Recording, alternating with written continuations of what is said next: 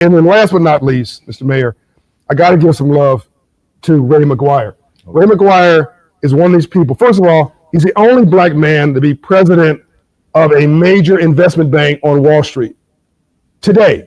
It's called Lazard. Please look him up.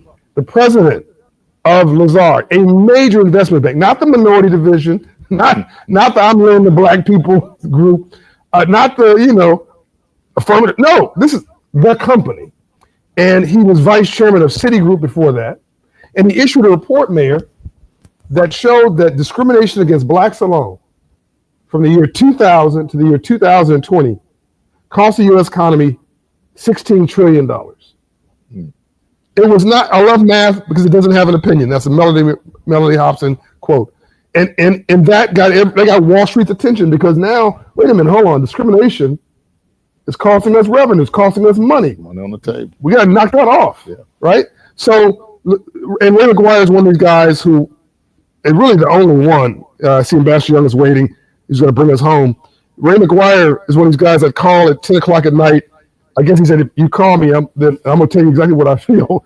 And I say, how you like this business plan? And he'd push me, not enough.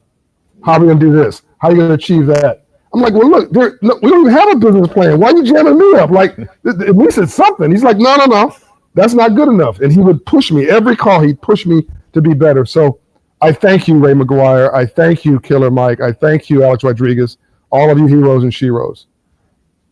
Now on to the man, the myth, the legend, the living legend, 120 honorary doctorate degrees. 120. Wow. The first congressman elected to Congress at that time since Reconstruction from the South. Mayor of Atlanta for 2 terms after, of course, the iconic mayor that created black wealth and created the city that was too busy to hate.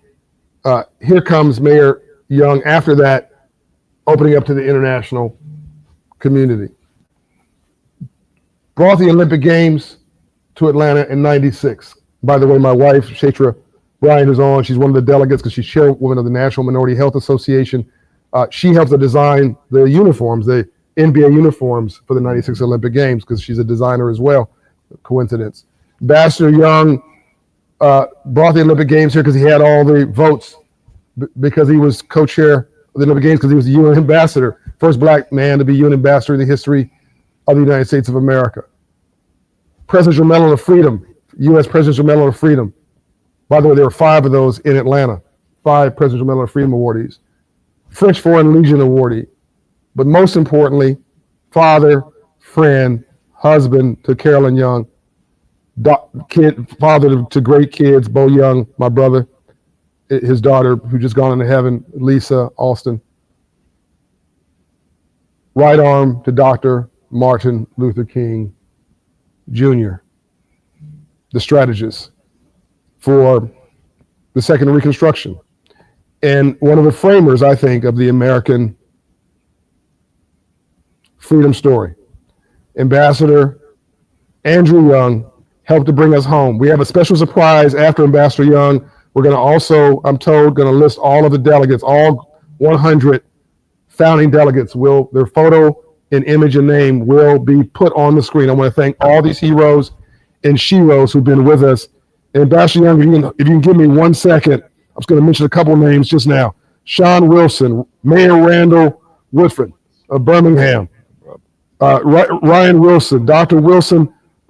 David Wilson, president of Morgan State University, Darren Williams, CEO of Southern Bancorp, Tim Welsh, Tim Winnis, Ben Vereen, the actor, Ken Welsh, mayor of City of St. Petersburg, Dr. Udoka, dean of the business school at Clark Atlanta University, Karen Slade, Mark Solis of Invitation Homes, U.S. Congresswoman Terry Sewell, Maria Support of the Supporter Report, Stephen Ryan, Lisa Rice, president of the National Fair Housing Alliance, the president, by the way, of the Legal Defense Fund is on. She's a bad sister. Natosha Reed Rice, Chris Ray, the president of the Phi Beta Sigma fraternity, my fraternity, Richard Phillips, Dean of the Georgia State University. Stephen Reed, Mayor of Montgomery, who's president of the National Conference of Black Mayors. Michael Phillips. Charles Phillips is one of the most underrated people you can think of. I don't know if he's a billionaire, but he's certainly a centimillionaire. He's black, and he's a bad brother in technology. Sherelle Parker, mayor of the city of Philadelphia. Nicholas Perkins, CEO of Perkins Management. Again, Stormy Norman Nixon. I'm going to stop here. Bob Nass, Janae Nelson. Again, she's the president of the NAAC Legal Defense Fund. Monique Nelson of Uniworld. I'll stop here. Mark Marial, president of the National Urban League, and we'll come back to the list. Ambassador Andrew Young. Hold on. You're on mute, my man. Stand by. No. Yeah. Okay. This has been wonderful. I've been in it from the beginning. Attention museum guests. Attention all museum guests. Let me just say that thing that I've been running through my mind is what are the little things that we can remember? And I remember that I grew up with the Irish grocery store on one corner, an Italian bar on another. The Nazi party was on the third corner, and a Chevrolet dealership was around the fourth corner. And I lived right in the middle, and my brother and I were the only black children in the block. My daddy was a nonviolent man before nonviolence was possible. And he said, look, you don't have to change all these people. You just have to live with them. So don't get mad, get smart. If you lose your temper in a fight, you lose the fight. And he used to slap me every now and then, and just to taunt me. And if I swung back at him, he slapped me upside the head and said, see, you lose your temper, you lose your head. That got me a long way. I went to see Martin Luther King to see if I could help him. And I don't know what I wanted to do, but his secretary gave me a box, an egg crate of mail. Must have been over 1,000 letters in that, and said, the one thing Dr. King needs is somebody to help him answer his mail. You here in Atlanta and your wife's not here, you get in trouble if you stay alone in Atlanta. Take these letters and write them and answer them. And that's how I got to know Martin Luther King. I didn't say anything to him. He didn't even say thank you. His only question was, how did you know what I wanted to say? And I said, I've been listening to you. But I met somebody and I did something. I remember meeting John Bryant, and I had a terrible headache. And I think one of the reasons why we're still friends today is it was a splitting headache. And he just left me, borrowed somebody's car keys, went to the drugstore and got some aspirin. And I made it through that speech. And the thing about this is this has all been wonderful, but now we got to do something. I don't give a damn what you do, but do something. Go home and kiss your wife because you haven't done that in a long time. Go home and say to your children, I love you. You are somebody. Call somebody that you pissed off and it pissed you off. And that you really gets on your last nerve, and give them a call and say, look, we got to make something out of this world. And so we can't waste any energy disliking each other. One of my favorite messages, one of the first messages I remember was Franklin Roosevelt. Yeah, times were difficult. It was right out of the Depression, and the Japanese had just bombed Pearl Harbor. And he said, the only thing we have to fear is fear itself. Martin Luther King said, truth forever on the scaffold, wrong forever on the throne, but that scaffold sways the future. For behind the dim unknown standeth God, within the shadows keeping watch above his own. You are God's child, and you can't do a damn thing about it but be a good child. God has blessed you. Go and bless everybody else. Amen. Man, amen, amen. I love this dude. By the way, do you guys know he's 93 years young? So whatever y'all complaining about, you got a headache or your feet ache or your butt ache or your side ache, he's on a plane every week, fighting for you. Fighting for you. How dare you? How dare you say you're tired? How dare you say you had enough? No. If you can do it, you certainly can do it. Let me tell you my best Andrew Young story. So I love to Carolyn Young, by the way, who's my sister, love her. And that's his second wife. His first wife, Jean Childs Young, who passed on to glory. That's the mother to Bo Young, Andrea, and the children. And Ambassador Young and Jean, he had just become UN ambassador. So he's gone to the small town that his wife grew up in. And there's a parade in his honor.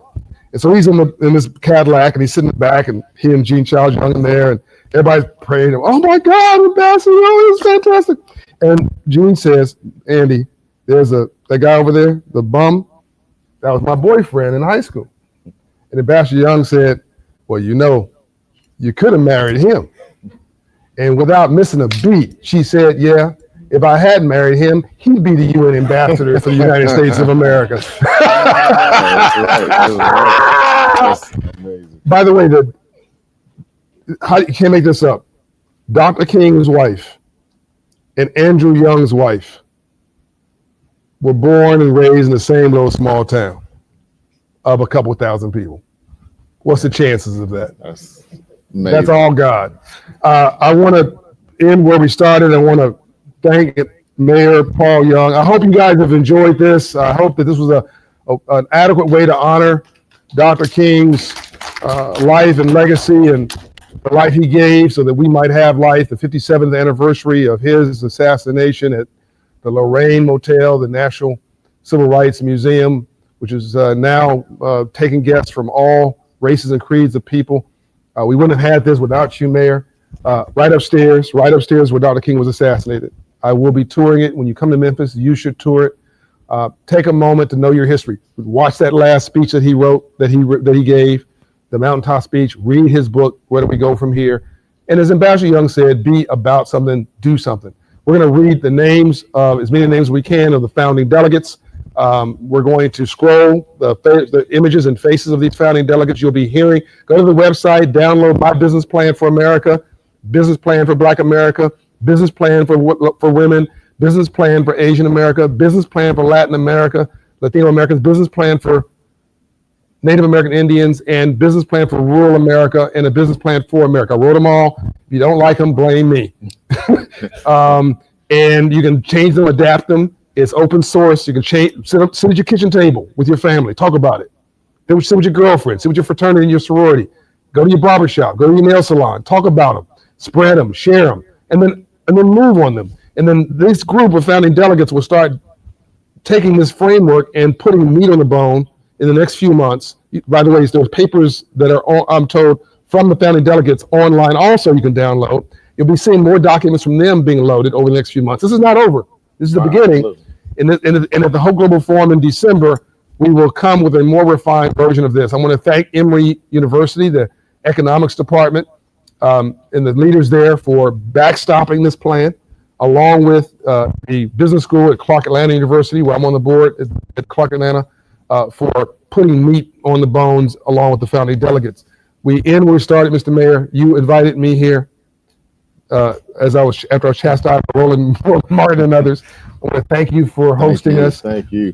Well, I just want to say thank you for convening such an amazing and timely dialogue. As mayor of the city of Memphis, the city that I love, I know that there are so many Memphians that are able to benefit from this business plan. As we were having the discussion, I was thinking about just some of my daily routines, and I think about going to the barbershop like Killer Mike talked about, and I see this woman who comes in with a tub full of all of these freshly baked cakes, and she's been doing it out of her trunk for years. And she's looking for ways to be able to elevate and do something over and beyond just selling it out of the tub in the barbershop. You have laid out an opportunity for them to begin to tap into opportunities to take those visions and dreams to scale. And that's what we want for the city of Memphis. And I know that there are so many communities that are just like ours, with people that are looking for hope, looking for opportunities to be able to elevate beyond their current circumstances. And today has been amazing. I want to thank the National Civil Rights Museum, President Russ Wigginton. This is a very, very, very big day for the museum. It's a hallowed day. It's an important day in Memphis. City offices are closed in remembrance of what took place here 57 years ago. And so we want to thank the National Civil Rights Museum for allowing this to be the epicenter of a conversation that's intended to change the world. These business plans, please do go download them. We want you to take them, criticize them. When John Hope was texting me, he said, "What's wrong with it? Tell me what I need to do better." Criticize them, figure out what you think is wrong with it, and add what you want to it. Because these plans are for you to be able to elevate your community and your circumstances. I'll read a few more of the names, but we also going to have them on the screen as we get ready to close. There were a number of founding members. Mark Moriel, you know him, the president and CEO of National Urban League. Peter Morris from Simply Ball. Hala Model Mog, the CEO of Woodruff Art Center, the Jonathan Moody from Moody Nolan, Scott Mills, Erica Mitchell, BT and Atlanta School Board Chair, Roland Martin, who you've heard his name, Brian McGowan, Dr. Michael Lomax from the UNCF, Veronica Maldonado Torres, the Georgia Hispanic Chamber of Commerce. We have the Grand Basilisk of Omega Psi Phi Fraternity, Ricky Lewis, Milton Little Jr., CEO of United Way in Atlanta, Boris Kojo, we know him as an actor. Ade Lamar, a broadcast radio personality, Una King, and the list goes on. We have the names now up on the screen. Please check out the rest of the names. And again, please go download those business plans today. Thank you all so much. And I'm going to pick up where he's left off. Eloise Clementek, who's CEO of Invest Atlanta, Tishara Jones, mayor of St. Louis, Toyanne Julianne, who runs Tips Businesses, Beverly Jones, mayor of Stone Mountain in Georgia, Milton Jones, this is a bad brother, who is CEO of 100 Black Men of America, and I believe he's also chairman of the UNCF. Those are volunteer jobs. Yeah, they take all of his time. Derek Johnson, president and CEO of the NAACP, we mentioned him earlier. Kwame Johnson, CEO of Big Brothers Big Sisters of Atlanta. Dr. Bryant Johnson, CEO or superintendent of Atlanta Public Schools. Brad Johnson, a famed restaurateur, a second generation restaurateur. He's brilliant and co-chair of our Restore Hope work in LA. Dr. Kevin James, president of Morris Brown College. You hear the music, that means they're trying to run me out of here. We have just a great list of heroes and shield. Congressman Jonathan Jackson, who was going to come on with his dad, but we missed that opportunity, but giving him respect, and Reverend Jesse Jackson.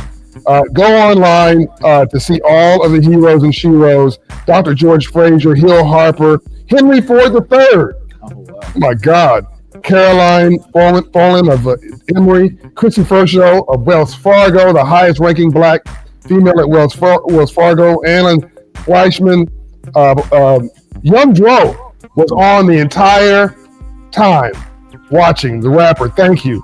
I mentioned Danya Diaz of Team Rock, and Dr. David Dalton, who's a businessman and happens to be my father-in-law. Also, Cynthia Day, CEO of Citizens Trust Bank, female. Greg Cunningham of U.S. Bank. Doris Crenshaw, civil rights icon, Doris Crenshaw, the head of the Delta Sigma Theta sorority, Miss Holmes, Melvin Coleman, CEO of Atlanta Black Chamber. Kalia Colette is the owner of a female WNBA team, and she's a member of the executives at Dallas Mavericks. Kelly Coffey, former CEO of City National Bank. Natalie Cofield of the Association for Enterprise Opportunity. Yes, you get the picture. James Bryant Howard, you get the picture. Dr. Jamal Bryant. I don't mention Dr. Jamal Bryant. I won't be able to go back to Atlanta, Georgia. If I missed your name, blame it on my head, not my heart. It's been incredible. Oh, Dr. William Barber. Got to give him his respect and his flowers. Absolutely. Leading the Poor People's Campaign. John Banner of McDonald's. Leroy Abrams, which is the highest ranking black at Regions Bank. Which you won't know his name, but you should. Wamimo Abbey of Isuzu, which is a black man from Nigeria running $1 billion company. All these people we don't know. And Mayor, the drop the mic for me is when I did these plans, let's focus just on the black plan. I'm done. It's all in the documents. If you do nothing, net worth of zero by 2053. If you want the government to save you, maybe they will, maybe they won't. $300 billion to $600 billion maximum assistance of the federal government, even if they lean in by 2053. If you raise the credit scores 100 points nationwide, our people, $750 billion. That's between double or at least 150 million more than what the government can do, and we can do that ourselves. $800 billion for home ownership. $800 billion plus $750 billion is $1.5 trillion, and you don't need the government to do it. You can do that yourself. And artificial intelligence, that's another trillion. Buying businesses of folks who are retiring at 65, they're profitable businesses. There's nothing wrong with them. Just buy it. That's another trillion. Yeah. That's $3.5 trillion in wealth. And very little of that requires somebody else to help you help yourself. Drop the mic. In honor of Dr. King, we're walking out the building. Thank you. Thank you all.